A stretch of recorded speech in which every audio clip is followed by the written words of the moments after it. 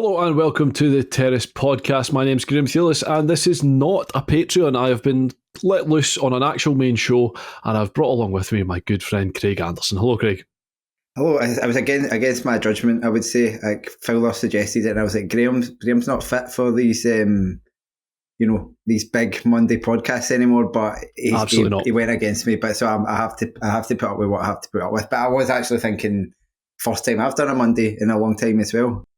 I've been too busy quizzing. Yeah, real end of season bounce game. Nobody's getting relegated, nobody's getting promoted, nobody's into play for. So we'll just run out the clock for 90 minutes and hope that nobody gets hurt. Let's not do 90 minutes, Graeme.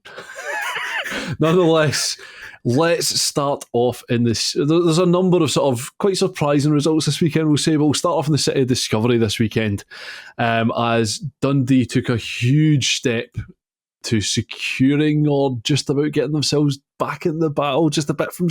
It was a lot. Given how things turned out on Sunday, Saturday's result was an absolutely enormous win for Dundee, Craig. Yes, and I kind of thought they would win just off the back of obviously chastening outcome last weekend against Rangers, but ultimately they showed...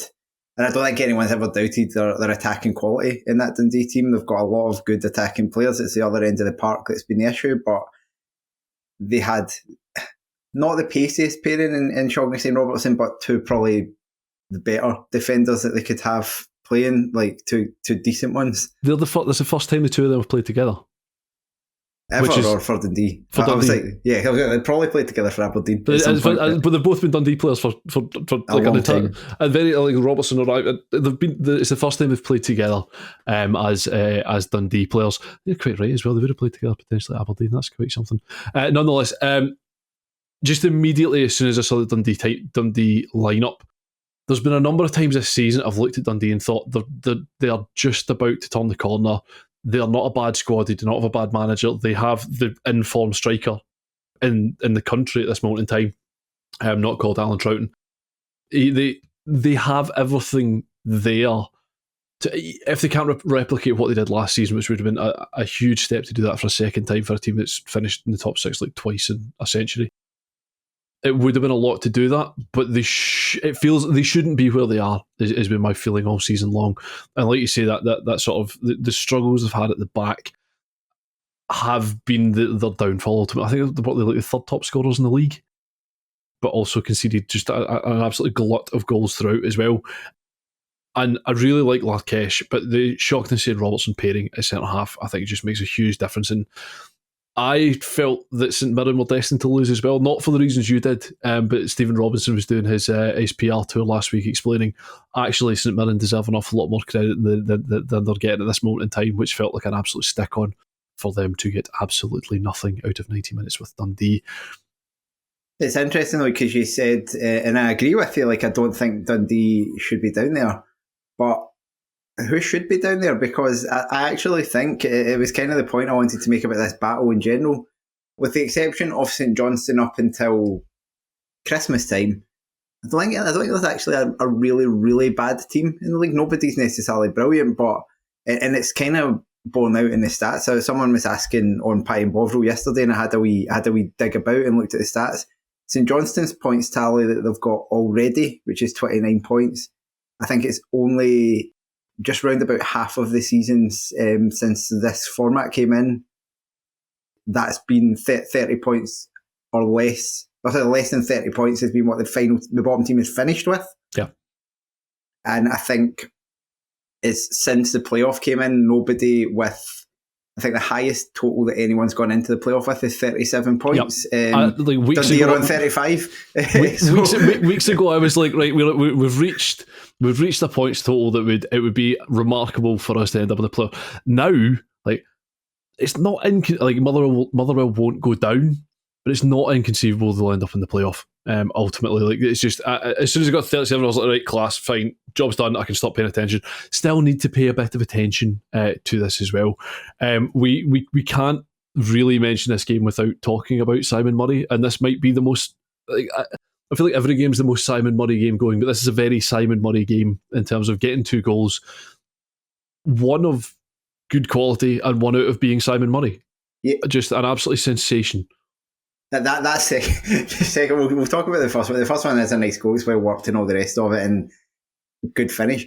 That's not what we're here for. That's not what we're here for. It's not why we're here. It's the fact that I don't think he knows very much about the block that he originally makes on the kick from him, which when I heard about it and it was a bad kick from Zach Kevin, I'm like, been there many times, and that he's an enigma with his kicking because sometimes it's really good. But I remember being at Capello towards the end of the season we won the championship, and I swear that literally every single ball he kicked, either from feet or out his hands, went out for a throw in, every single one of them. And so I thought it's just going to be, a standard wayward Zach Hemming kick. But no, it was funnier than that because it was like, felt like he's in full control of the situation and scones it off his head. And it's quick thinking from Murray and all the rest of it, but it's not actually a very good finish. No. I said on the chat, it's kind of got the trajectory and the vibe of a guy trying to pass it back to the goalkeeper after it's been like put out for an injury. I like Gary Neville back to Paul Robinson, just trundling along the ground. So yeah, the trajectory of that ball, it's like someone passing it back to the goalkeeper when it's been put out for an injury. Like it's like right in the middle of the goals. It's hit quite hard, but it's like right in the middle of the goal on the ground. It's a very odd way to try and score when the goalkeeper's not in his net. It did work, and fair play, but I have absolutely no idea what Hemming is attempting to do. It's almost, he's so casual about it. It's almost like he thinks it's already, like it's going wide, so I'm not gonna. It's fine. Don't worry about it. I did enjoy Murray's post-match comments as well, just being like, I don't know, man. It was there, so I hit it. I didn't know exactly quite what I was doing. And it's like, well, instinctive striker does instinctive things. Fine. Yeah, but it's 15 goals though for Murray for the season. Like I've not checked it up, but I'm going to do it as a quiz at some point, a warning for some point soon in terms of the number of goals a player over 30 scored in the Premiership. It must be right up there. Like in terms of since he turned 30, it's kind of been when he's most prolific at this level with County last season and then over the last couple of years, and then obviously with Dundee since then. But it's he's a top goal scorer in the league. I question not the signing because I think he's a good signing. It'd be a good signing for pretty much any team, but the fact that we're paying a fee for someone who was, I think, already like 32 and a bit. It's a lot of money to chuck at a player, but he's paid that back without any doubt. He's been one of the better players I've seen. He's probably a Player of the Year nominee at this point, potentially anyway. He's got to be in consideration.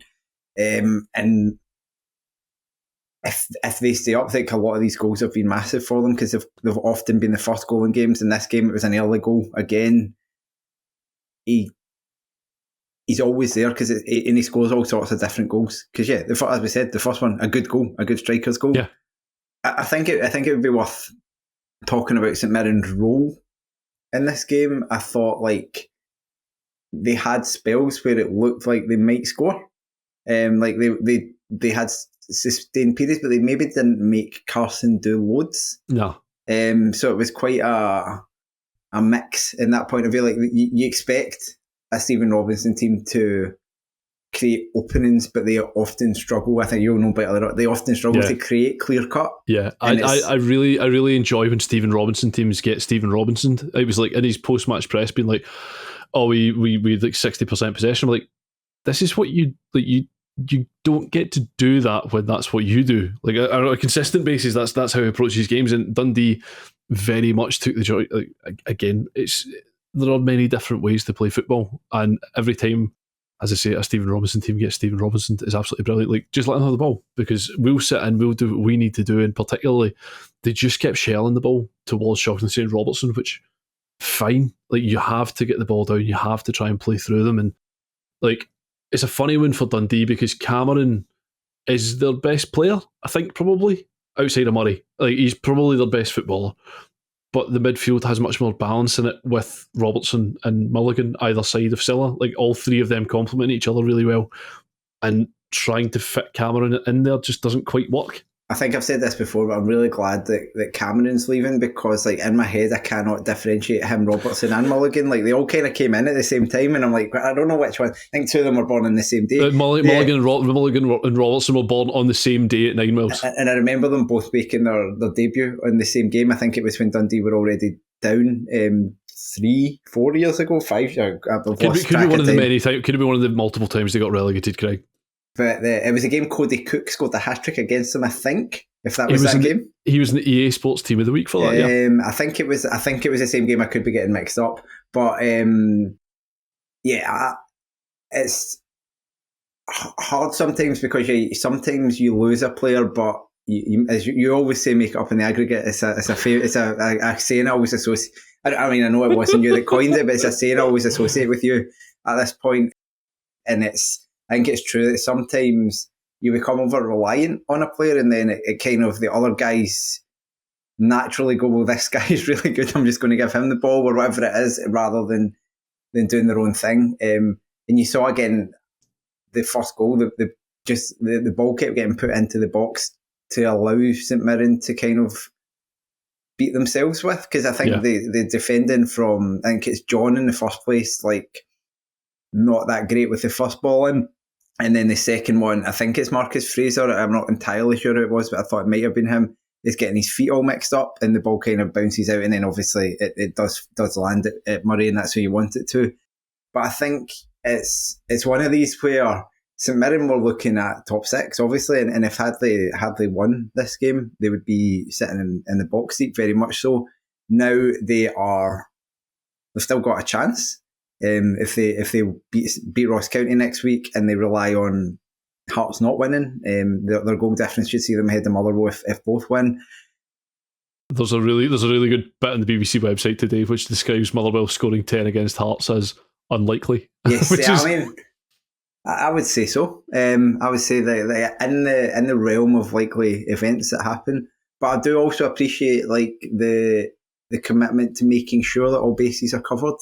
It's like with the Highland League title race next weekend, it's like saying Broder Rangers, who are playing the bottom of the league team and just need to win, is strictly true, but Brecon could win 40-0, so you can't rule it out. It's like you can't say for 100% certain, so let's make sure all the bases are covered here. But I really hope Brecon win 40-0. Yes, why not?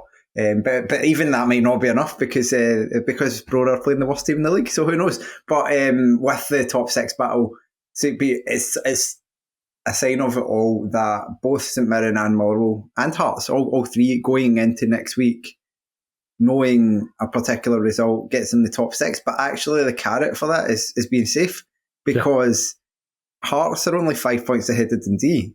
It's like, with it being the bottom six, because normally you would say, well, you know, all those teams are not going to pick up enough points, but they're all going to pick up some points. They're all playing each other, and none of them are that much better than the others, as we've just said. So, and we've seen every team this season go on a run where they've been very bad. Yeah, and there's every chance that the run in which you're very bad is now. Yeah. So I think it's massive next weekend for St Mirren, Motherwell and Hearts, but just managing to be sixth when essentially like when the music stops, you're the one that's in the right chair.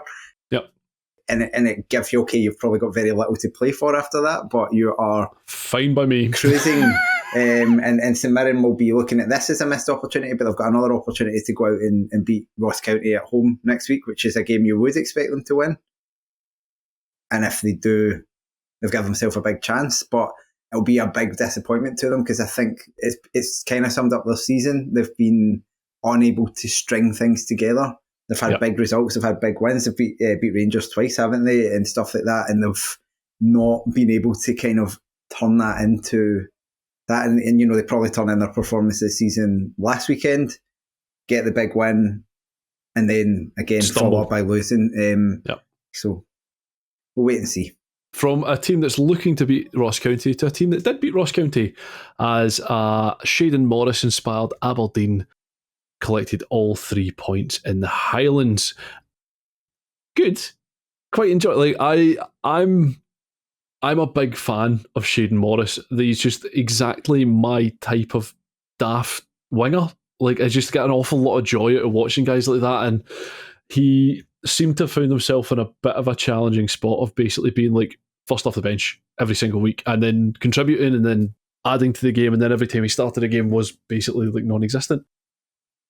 It was a really good goal. It's a really good goal. Really thoroughly enjoyed that as well. Just every bit of it. It's one of these things. It's like a basic football goal, as in like all he does, and I say this in the most inverted commas, that all he does part is run really fast in a straight line and then absolutely batter the ball. But there's a lot to be said for being able to do that, because most players in the Premiership can't score that goal because they're not quick enough and they can't kick the ball hard enough. So and he was very quick and he kicked the ball really, really fucking hard. It was brilliant. I thoroughly enjoyed it. What a fun goal to win a game. And there's something particularly about Aberdeen fans at Dingwall, particularly. I don't know, like. It's just the massive block of red that's there every single time they play there. Always just looks like everyone's having the very best time in Dingwall. I think it's that stand. It's like kind of a bit of a throwback in terms of how it looks, because they're all like right on top of it. And yeah, because there was one later on in the game, was it Jordan White puts a chance wide? Yes, and you can just see them all kind of reacting, and it's not. I don't think there's any specific beef with Jordan White with Aberdeen fans, because it's just the guy has missed right in front of you.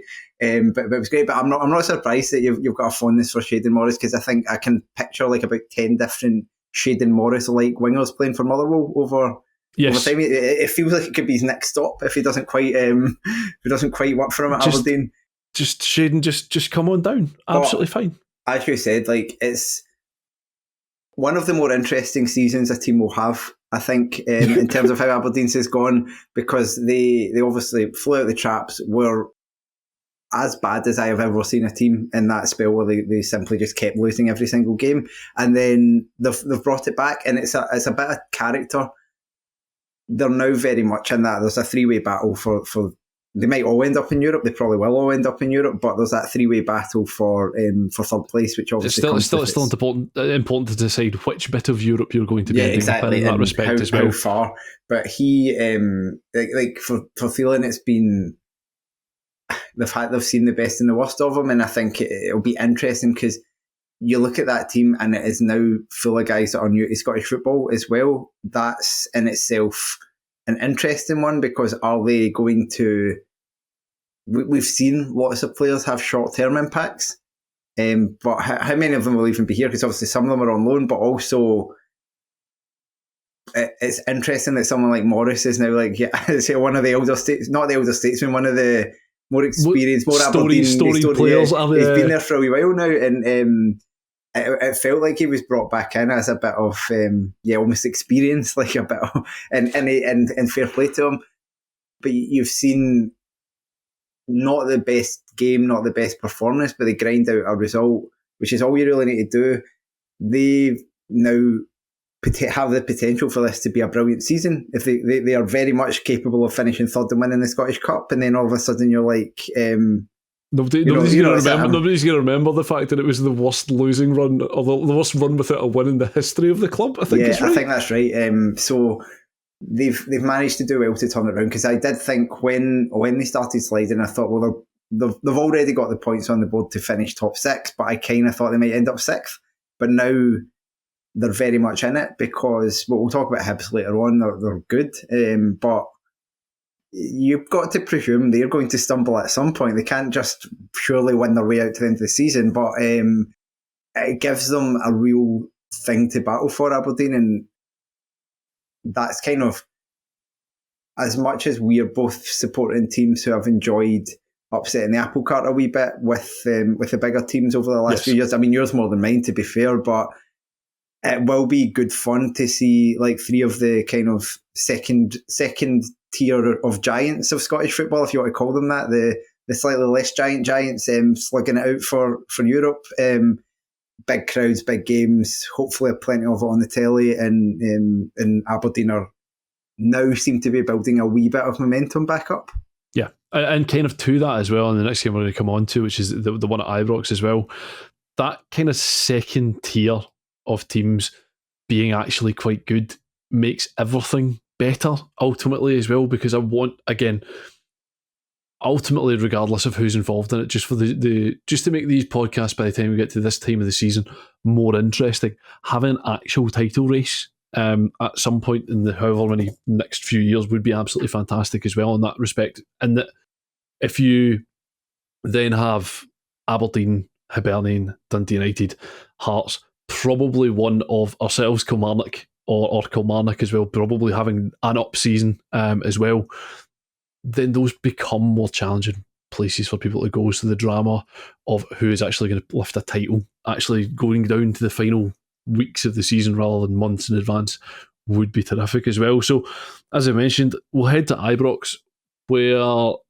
David Gray's Hibernian roll on, will apparently never lose a game ever again, are now at the point where Dylan Levitt is providing brilliant moments as well. Like this, does it defy belief at this point? I feel like it does genuinely defy belief. There's a great graphic on the Scottish Football Reddit today. It's a graph highlighting the current unbeaten runs in Scottish football, and it's basically Aberdeen, Kilmarnock, and then just Hibs, basically breaking the scale of the entire thing.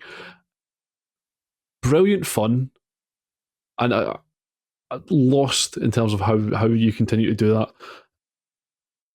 It's especially because I think the squad is good. I think we've talked about it. Like we have Tony and I did the top centre halves, and they've got some good players in each position. But it's not like they've got the standout best player in the league. I would say in any position now, Martin Boyle has finally, after a mediocre rerun, has been amongst the best in the league in during this run. He's been electric. He's scored a lot of goals. He's up there in that goal scoring chart as well now. Yep. Nicky Cadden, you could argue from that sort of. But he's a single skilled player. I'm not saying he's bad, but he's also in a very, very specific role as well. Like it's not like every team plays a player like Nicky Cadden on a week-to-week basis. We found this when we were doing the top 12 list in terms of like, where do you put Nicky Cadden as a player, because he is nominally a wing back. But again, a fantastic delivery on the ball there as well. Has been such a huge player for them. And that's the thing for me, is that they keep losing players dropping out. They've had injuries also. I mean, some of the injuries that all teams this year, it feels like everyone's had a glut of injuries. I meant to mention that about Dundee as well. They finally got players back, and then remarkably they're actually good again. Ross County losing Chilvers as well is probably a huge thing coming in for them in the run-in. But Hibs lost Cadden, they lost Bowie for the majority of the season in there as well. But just every time there's somebody else does a wee turn for 3 or 4 weeks, and that lifts the pressure off them in that respect. I think that's the sign, to me, that's always a sign of like a good team, but also a well-coached team. And it's like, I always remember when Steve Clarke was Kelly manager, like, I remember Joel asking me at some point for an article, like, who would you say is actually the best player? He's like, I've got this and that. And I was like, well, for a few weeks it was Stephen O'Donnell, and then it was Jordan Jones, and then it was Chris Do you know what I mean? It was just Yeah. And so I think it's a sign that the coach has got everyone kind of getting the best out of them. And again, it's very funny to say that when we're talking about them being maybe a well-coached team and all the rest of it, when probably the guy was 20 minutes from being sacked. Yeah. Right at the start of this run. I mean, the only reason that David Gray didn't get sacked was because they'd already sacked so many people that they couldn't keep sacking people. It genuinely feels to me like that's the only reason he kept his job, because they couldn't. If they keep sacking people, eventually someone will ask the question of who is doing all the hiring and sacking of these players, and then you might need to answer for that. Is ultimately the reason why I think David Gray kept his job. And whether that's the right or wrong way to do things, who cares, because you win games now. It's worked. And going on to this game, you see the chaos. The long throw has been a bit of a story of this season. Now, obviously, it doesn't directly lead to the goal, but you see the chaos, because I think what a long throw does is it puts a lot of people in positions they're not usually in. Yep. And then, like, what it does is I think it probably just unsettles a goalkeeper. I think Butland has to switch himself into, like, long throw mode, where he's thinking, am I coming for this? Am I waiting? Am I hanging about? What am I doing? And then I'm very much making excuses for what is an atrocious piece of goalkeeping, but it's like there has to be a lack of concentration caused by something that a shot like that goes right through you, because it's not like a bad, and he's clearly had a bad season. It's like not a mistake a bad goalkeeper makes. It like any goalkeeper, you would watch an amateur game and expect the goalkeeper, if he's played goalkeeper a wee bit, to save a shot like that. It's not It's hit straight at him. It's at you. Yeah. Like, if you stand still, it's probably not going in. Yeah. It might hit your feet, and I imagine many the goalkeepers will give a rebound from that shot, but very few are letting it in. The outcome from what you do there may cause a goal, but like I say, just hitting off you may cause a goal, but just doing. Having watched it a couple of times, I still don't really understand how that's possible. Like It reminded me of James Morrison's goal at Wembley for Scotland that went right through Joe Hart. And I was in the stand for that one, and it was that way the shot gets hit, and you're like, oh, it was good shot, and then it's and then I was in the very front row of Wembley for that in one of the top tiers, and I was like, I have to make sure I do not come below for this, which I managed to do. End up like Rod Hull, and I had to do it twice in that game, but nonetheless. Coming back to this one, he has had a stinking season, Butland. Like, we obviously, when we were doing the voting for the top goalkeepers, I was like, I don't want to put him in the top bit of this list, but also everyone else also is. But you can think back, I think back, to me, the worst mistake he made was in the Stoya Bucharest game in the Europa League, where did he pass the ball straight to a guy or did something, but he got away with it for like VAR sort of dug him out. It's happened a couple of times to him this season that he's been kind of saved because you talk about the one against Motherwell as well. He has not covered himself in glory this season, and it's amazing that they are in a Europa League quarter-final with a goalkeeper so badly out of form. Where people are talking about should Liam Kelly be starting against Athletic Bilbao. No, he shouldn't. But you can see why the discussion is there. I can understand why people are asking that question. I was in the car on Saturday listening to the games on the radio, and there was a lengthy discussion around that on BBC Scotland about whether should they be turning to Liam Kelly because he wouldn't have conceded that. He wouldn't have conceded that. No, there's other ones he might have conceded. But it kind of feels like me trying to be after the Germany game in the summer, being like, should we just get Xander Clark in? And you're like, I mean, probably not. And Angus Gunn then didn't, apart from decapitating a Hungarian guy, didn't really do very much wrong in the rest of the tournament, so it was fair enough. But it does feel like with Butland, it's like you're leaning then on what he has done, but if you're just picking him on how he's played this season, very, very poor. After that, Cyril Dessers has one of those days where, because he had, I couldn't believe, I think it was the first chance he had, couldn't believe that Hibs 1-0 up at Ibrox are so wide open. But maybe they just were like, we'll just give Dessers all the shots he needs today because it seemed to work for them. And then it's the kind of classic sucker punch, and I think the discussion on this on the pass through from Obita was forget Jordan Obita as if that was John Souttar pinging that pass, or like someone who has a history of doing this kind of thing, playing that pass, you'd be like, oh, what an assist that is. But I think it's on his right foot. You're just swinging something at it to get it clear, but it goes absolutely perfectly through to Boyle. I think you're being really unkind there. I genuinely think it's a really good pass. And the trajectory of it's too weird. I think because he looks up, and I think he's just like, I'm just going to drill it there because I know Boyle will get there. Like I don't think he's done. I don't think he's been like, I'm going to play this defence splitting pass. So I think maybe somewhere between where you are and somewhere else. Just I think he's just gone, if I put it there, Boyle will get there. And I think that's just the. I don't think he's done. I think Boyle's made an awful lot out of it. Because if I drill it in that spot exactly there, because he has a look, is the only thing for me. Is that he has a look. Is that if I drill it there, at the very minimum, Boyle will challenge it. And I think it's also indicative, and I can understand that a wee bit because they're sort of chasing the game, but it's not like it's like 10 minutes to go. They're like so wide open, Rangers, and I think it's the fact that it is Sterling, I want to say, on the near side, who's playing everyone onside.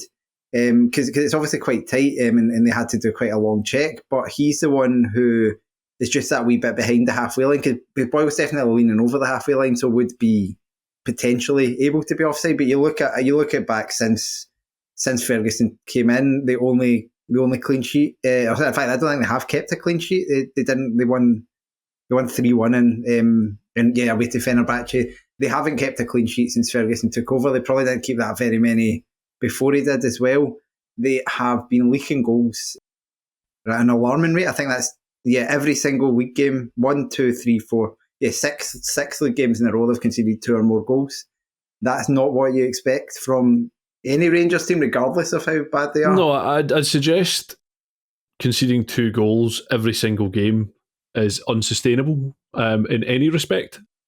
Not a mathematician. Yeah. We'll leave that to you, Craig, but I would suggest in a footballing sense, that feels like a challenge to win games of football. Yeah, they've won 3 and lost 3 in that period, so that points to that. And the fact that they have now, they just keep losing every single home game is, again, not a good sign.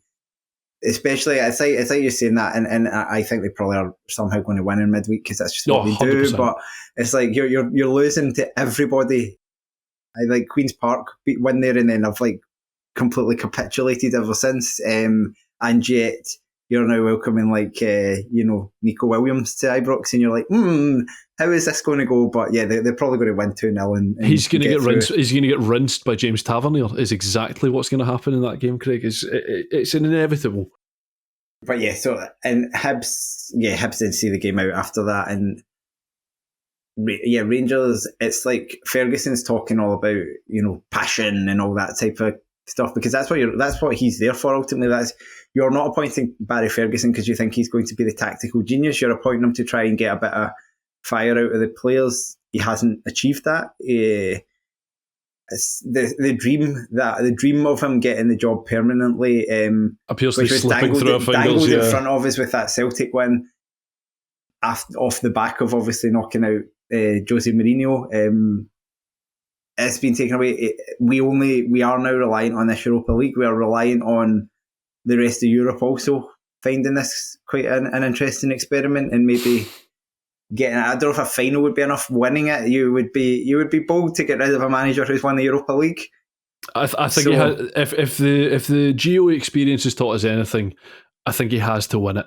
Otherwise, he has to win it and then just stand around in the showers for about 4 hours afterwards until a board member comes down and offers him the job. I believe is the old firm premise and how that works.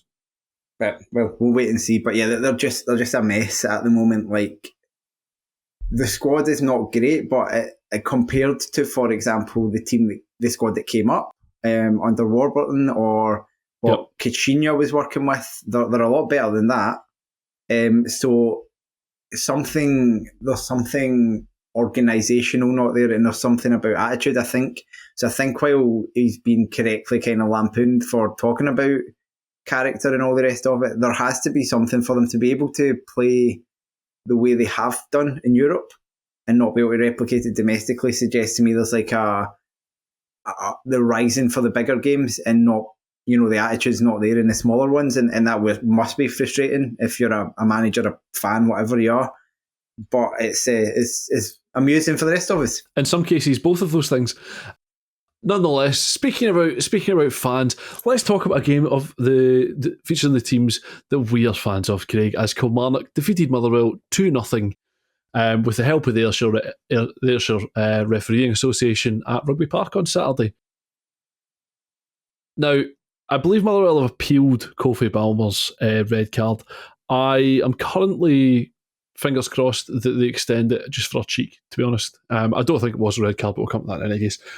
Nonetheless, Kilmarnock took the lead early in the game, and about 2 minutes after that, you dropped into the Terrace group chat saying this game will not finish with all 22 players. Literally seconds later, we saw Kofi Balmer sent off. So who tipped you off on that from the Ayrshire referee? Well, so Andrew Dallas is fourth official, and I was just messaging him back and forward, and I said, we're looking all right here, Andrew, but can you definitely owe us one after getting Manuel Pascali sent off when you were fourth official in 2012, maybe 11. So can you sort this out with one here? Unfortunately, he did. So yeah, I did have a bit of an inside scoop, but no, the game from the get go had a wee bit of tetchiness to it. There was something. Now, I do not think that is helped by Matthew McDermott being the referee. I don't like singling out a referee, but I think Ewan called him perfectly. He avoids making decisions, and then when he does, he makes big rash ones. Yep. He was annoying all the players because he was just letting wee niggly things go. He just wasn't giving free kicks, and it was nothing big and it was nothing bad. And then O'Donnell gets booked, I think probably rightly so, for like an unintentional, but he's a raised arm in the face when he's going for the challenge. And then there was another incident after that. Did Brad Lyons get booked? And I was just like, this is... it's just slipping. Yeah, and if we talk about the goal first, so with Kelly, we'd made 5 changes from last week, correctly so. Stuart Findlay coming back into the starting lineup, obviously massive, and he's an excellent game. Again, his afternoon was helped out and made a lot quieter by the fact that that we were playing against 10 men for well over an hour of it. But he came back into the team. It more resembled a 4-4-2. It wasn't always a 4-4-2 because like Wales was sometimes pulling out wide, Murray was sometimes just kind of swapping about and all these kind of weird things that McInnes can't avoid doing. But Rory McKenzie came back into the middle of the park, took the captain's armband as well, and I thought that made a big difference to the team. He has been a wee bit underused this season, I think. Now, Rory McKenzie has never been the best player in any Kelly team, and he still isn't with this one, but he is very, very good at plugging holes. He's very, very good at doing the unseen work, as people like to say, and he's very good when the chips are down. He improves a team without actually improving the football. It's like Rory McKenzie played 30 games for Steve Clarke's team and played 30 games for the team that got relegated. It's just like, it doesn't matter how good the team is. Rory McKenzie plays about that, and he's not played that much this season. And that was his first start since August. I think maybe the League Cup game against Motherwell might have been the last time he started, and he was the one that wins the ball back off Halliday in the middle of the park. He shifts it out quickly to Wales. Wales is he's actually, his goal record is not that great for the season. He only scored 4 or 5 goals in total, but every time I watch Bobby Wales, I'm like, you have everything to be a very, very top striker. It reminds me of when Chris Boyd came into the team to start with, where I think Chris Boyd only scored like twice in his first 30 games for Kelly or something, like something ridiculous, like a lot of them sub appearances and all the rest of it. You kind of just watch him and know that it's going to click at some point. It's Wales who hits the shot. I thought quite poor goalkeeping from Balcombe in the first place. He'll give you a chance in him to not get it further away. It nearly goes in. Armstrong is more, even though he's half celebrating the goal that isn't, he's still more alert to get to the ball. Nice pull back, and Murray's composed and puts it in the net. I don't blame Balcombe so much for the attempt at cutting out the cross. I think I agree. It's the first one's the one that kills it, and that it's not really much of anything. Like, it's a reasonable strike, but it's something that you would expect him to handle. And because of the way in which he deals with it, just everybody is on their heels or out of position, and you're all as a defender, you're always going to be to a disadvantage there ahead of an attacker, just in the way that everywhere your body, the attacker just needs to go to the ball. It's very, very simple. As a defender needs to be aware of everything else that's happening around them as well, and it's the first one for me that's the problem there.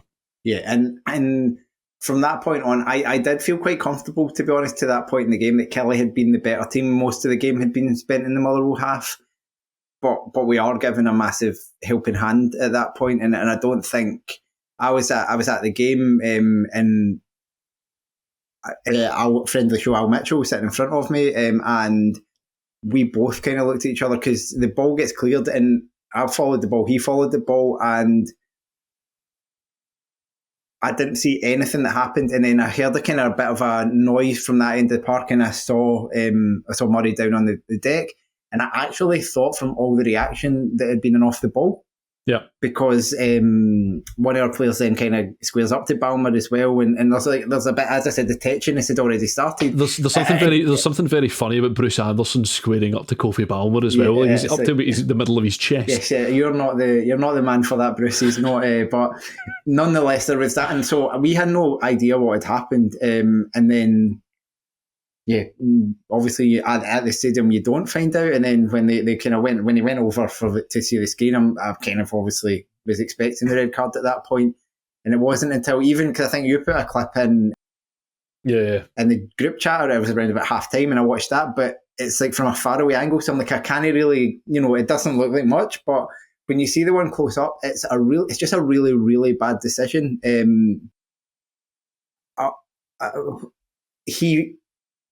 Balmer follows through the ball very naturally. It's not a 50-50 even. It's not a challenge where he is challenging an opponent.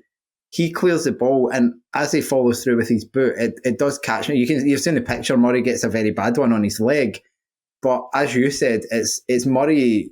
It's much Murray running into that challenge. Not that there's anything wrong with what Murray did. It's two players who are committed to go and get the ball.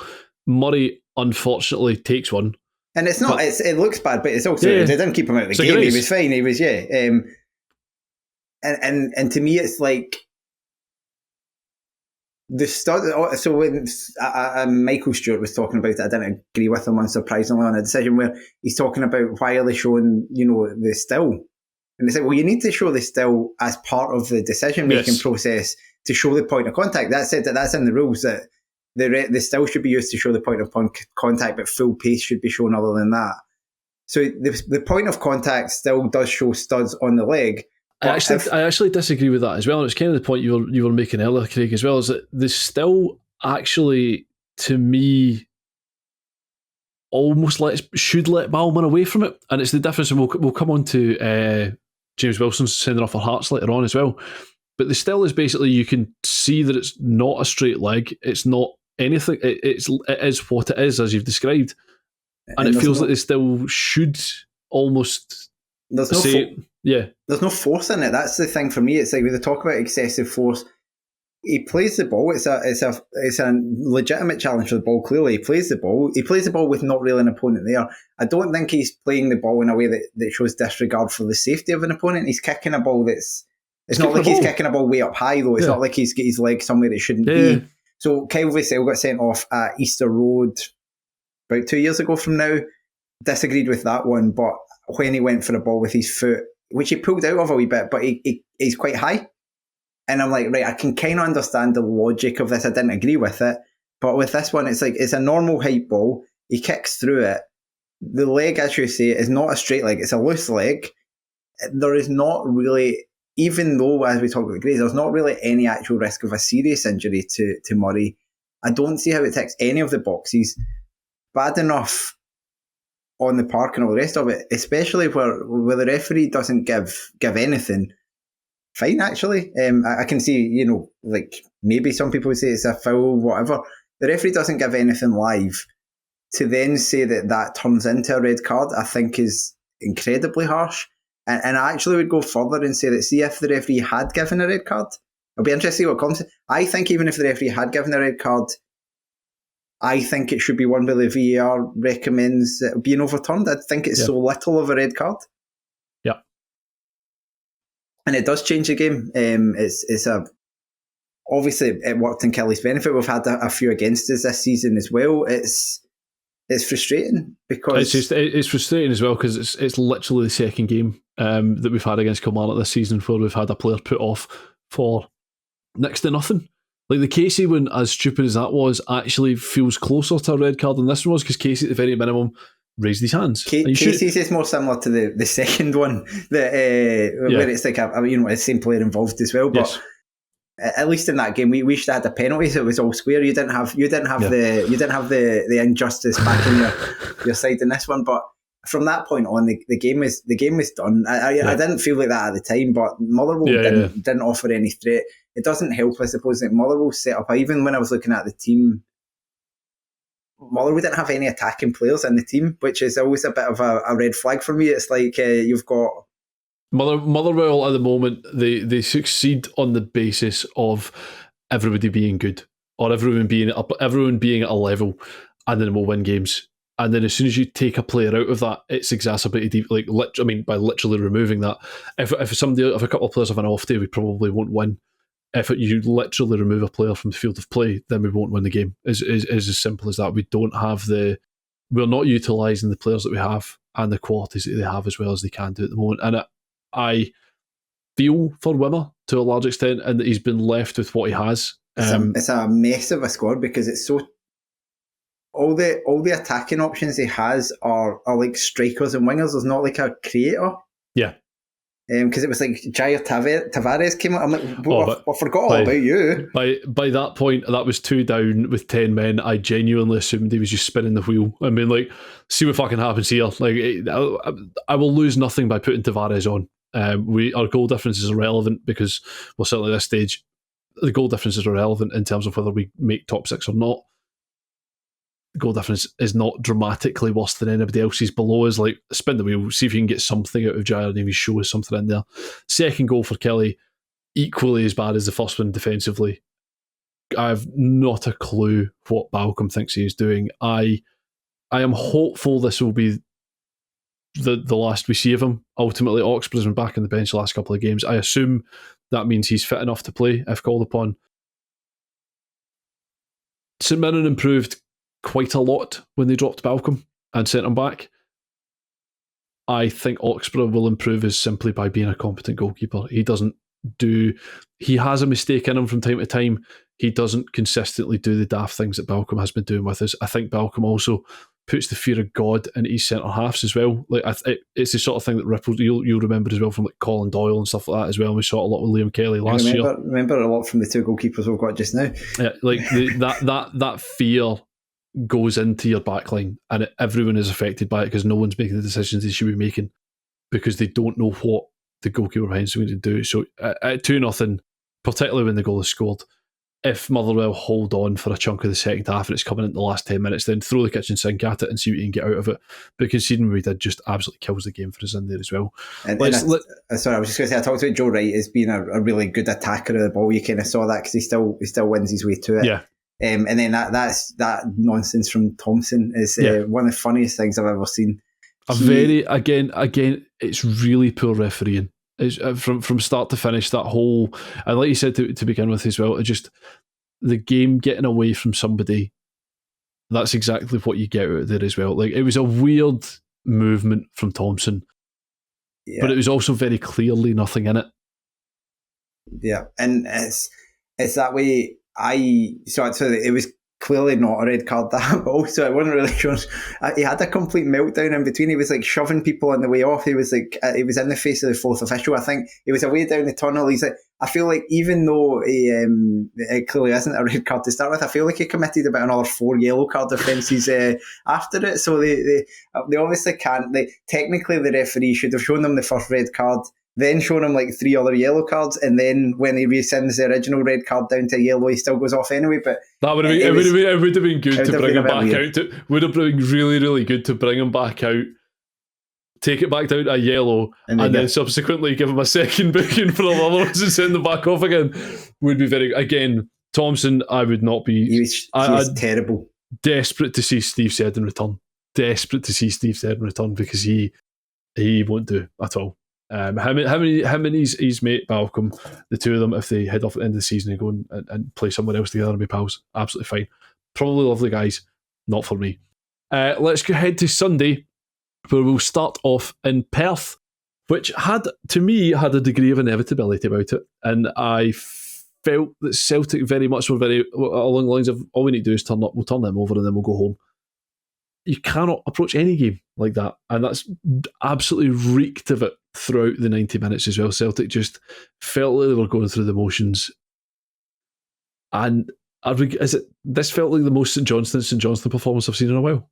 Well, Celtic, if we start on them, it's not the first time this season that they've kind of been just so flat and insipid, and sometimes they've managed to dig it out and they've still managed to get the goals. Like the game at Rugby Park where they beat us 2-0, they were hopeless. I've never seen Kelly dominate Celtic the way we did that day. This was less about the domination, but it was the same. They're like St Johnstone dominated them in this game, but they did the same thing, which is they took advantage of some of the flaws. We talked about Trusty in the centre half list.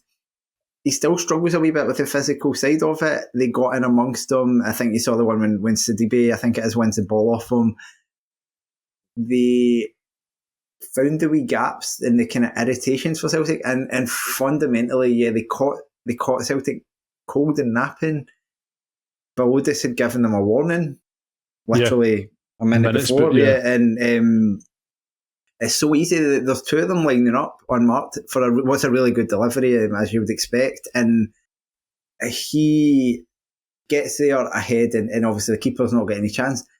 And they did. It's not like one of these games where obviously at the end, like the last 15 minutes, Celtic were camped in. I would say camped in St Johnston's half without necessarily doing loads, but before that, St Johnston had opportunities, pretty decent ones, to make it two as well. So it wasn't like a one-way game. I think you're right in that it had elements of the Valakari team that he obviously wants his long-term vision of St Johnston to be, but it did have the wee bit of grit that has sometimes been missing from their performances since not just since he came in, even when Levine was in before that. They've been a wee bit soft, and you didn't see that in this game. There was a lot of... I think there's a reason football managers often end up back at a 4-4-2, which is regardless of all the downsides of playing that way.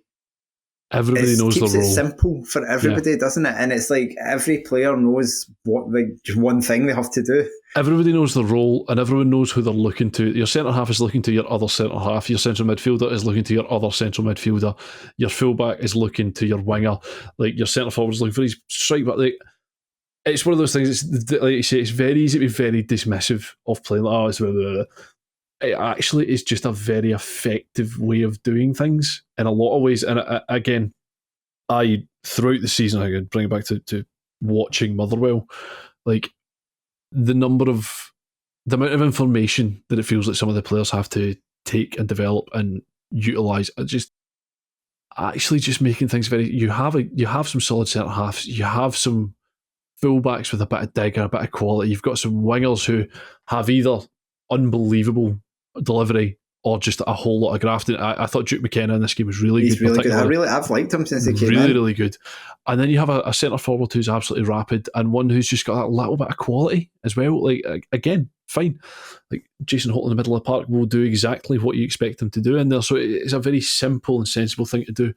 Shout out to the goalkeeper Fisher as well, who, again, given the absolute jokers ultimately St Johnston started the season with, that was, if they are to scrape their way to a playoff, I think that's probably going to be the most important signing that they had. He's been just dependable in a way that nobody else in that back line, it felt like, for the first half of the season even was at all. So a huge benefit to him. If he'd been there, they would have had a few more points and they would be right in the midst of it. That was a huge win, because I think if they lose that game, you're starting to write them off. And now it is very easily next weekend they go to Tannadice. It's not an easy game, but suddenly if they win that, like, they're probably only 3-2 points off the teams above, and 5 games to go. Exactly. So you've got it fully in your hands at that point, and this is like those both. It's the way you say. You don't necessarily expect anything from these games, so they're bonuses when they come along, but you don't write them off either. You don't just say, it's like Kelly are going to Celtic Park next week, we're probably going to lose, but I don't think they're going to turn up and be like, doesn't matter, because of course we got a point there. They're capable of getting it something, and that's how they treated it. And Celtic had a very big off day, especially in the first half. The second half, though, particularly, it's easy. It's one of those things that are really easy to say, like Celtic are an off day. Celtic are an off day because St Johnston made them, forced them into places they did not want to be, forced them to do things that they did not want to do, and it's all through that. Again, it's just fucking graft and effort more than anything else. Like, if you need to be brave, you need to do what you're being asked, but also you need to put that fucking graft in. And I thought Neil Lennon was the only person in the ground who could take. Celtic were excellent in the second half, and everyone else is kind of not really saying the same. And I think I can't remember who it was, the interview, a Celtic player, and he was a bit like not quite saying that. And it was still, I disagreed a wee bit there. I thought they were really good in the second half. Was it Forrest that maybe spoke? I can't remember. And then Brendan Rodgers came on and was like pretty scathing of his team, and a lot of talking about the character of a lot of them, and kind of saying, I just felt for a while there's a few of them coasting and blah, blah, blah, which, I mean, is very on brand for Rodgers, but it's also true, I think, of several of these players. There's been guys who have started the season well and really, really faded. There's been guys that have been there a wee while that are not doing it. And even at that point when they came back, that was when Lennon started being like, maybe I'm the only one that's thinking this, because they didn't create loads. And Adam Ida comes on, and to me there's like a bit of Tory Andrew flow about him at this point, which is like, you've paid a lot of money for this guy and his goal scoring record looks good on paper, but how many of them have mattered? Again, you can talk about, yes, he did score the winner in the Scottish Cup final, which is probably what prompted him to pay this money. And yes, he did try to claim an own goal against Young Boys in the Champions League. But apart from that, I'm with. I totally agree. I think he's going to go down as one of the worst Old Firm signings of a while, unless things change dramatically on that front. He does not contribute enough. He does not score enough. He's like a £10 million version of who they binned off. Like, he's the majority of his goals are stat padded. Like, it's when they obviously they sell Kyogo in January, and that's fair enough. They got a good price for him. They managed to get Jota back as part of it. But it's the fact that you're like, well, this is Ida now coming in as the undoubted starter, and then it's Maida who ends up being the centre forward and scoring the goals and all the rest of it. And it says it all, I think, about where he is. And there was a couple of all right things he did, but the chance where he is 8 yards out and puts it wide has kind of summed up him for me. It's a massive win for St Johnstone. Obviously, in the grand scheme of things, makes absolutely zero difference for Celtic, who will win the league in the next 2 games at some point. But they are one of the poorest champions I think we've had in a while. Like, they've just not. I don't think there will be anything their fans will really be able to remember that fondly from this season, which is, given it's quite a landmark one in terms of them catching Rangers in the trophy count and all the rest of it. The fact that they're probably going to do that, ending up with like a negative record in the Old Firm games, and with very little, all of their highlights will be just Rangers having embarrassing results. Can I tell you the exact moment I knew St Johnstone were going to take 3 points in this game? Yes. When the cross came for James Forrest on his right foot and he managed to not score. A man who has 19, I'm going to start this, 19 goal involvements against St Johnstone in 34 games. At that exact moment, I was like, St Johnstone are going to win this. 3 points, up the road, absolutely no bother at all. 12 goals, 7 assists. A ludicrous record against them. An absolute nonsense of a player. And that takes us to our final game of the season, or the final game of the weekend, sorry. I would take it as being the final game of the season, looking at the table. Final game of the season. Wish it was final game of the season. Final game of the weekend, where Hearts went down 1-0 to Dundee United at Tynecastle. Sam Dalby with a really good header and a good Dundee United performance. I feel like I think you said in the group chat, Craig, like, what Goodwin has done this year has been genuinely quite remarkable. Like, there are a handful of good players in there. There are a collection of young players that he's bloodied all season long. And to be where they are and to be in contention with teams that have spent dramatically more than them in Aberdeen and Hibernian, they're still well in contention for that in there as well, is nothing short of remarkable, really. Yeah, I think even like when you look at the business that they've done I was going to say in January, where they brought in their 2 kind of big ticket players in Campbell and Payton, and Campbell's been all right, but none of it's really worked out that much. But I was actually, you can go back to January, to the summer as well. Like, actually, most of the players who have done, apart from Dalby, we'll talk about, a lot of the players who have done a lot of the business for them this season have been the guys who were already there from the Championship, and that's quite impressive for them. That guys like Walton, who they managed to get back again, has been one of the better goalkeepers in the league. Graham turns in big ones. I think Sibbald has again shown that he can do it at this level. He's maybe not been the player that everyone thought he was going to be when he burst through as an exciting attacking midfielder, but he's kind of had a good one. And then you kind of look at guys as well, like Docherty when he's played, who've impressed. So he's managed to, throughout the season, make the most of a very limited crop. He's played in a style that has got the best out of them. They have the 3rd best defensive record in the league. They're only one better off than Hibs in that respect. And I don't think, I saw someone saying, well, we've got the best defence in the league. I don't think that's strictly true. I think they have the best defensive record in the league because they're quite a tight and quite defensive team. But they've found something that's worked for them. I don't think they can guarantee it will continue to work for them if they wanted to play again this way next season, because they have ridden their luck in quite a few games. They got the very late win last week. And again here, they gave up quite a few good chances to Hearts that Hearts couldn't take in that opening spell. In the first half of the game, Hearts had most of it, had opportunities, had pretty decent ones as well. It wasn't like, half chances. There were ones where you would kind of expect, the Spittle one in particular, I expect a player of his quality to do better with. Yeah.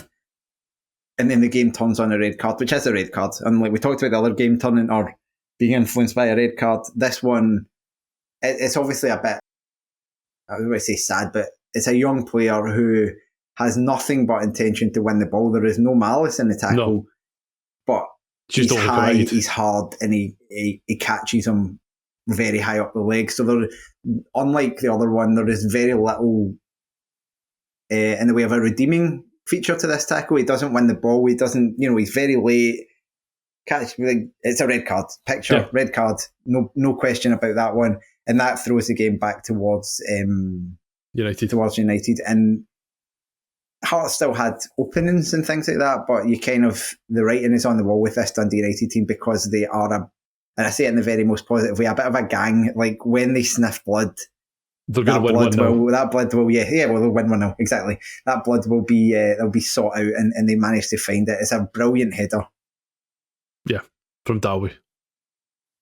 I think they are very much in this mix for third. I can see them really, really annoying Hibs and Aberdeen in these games, and who knows what you're getting with Celtic and Rangers post-split, so I think it's all up for grabs.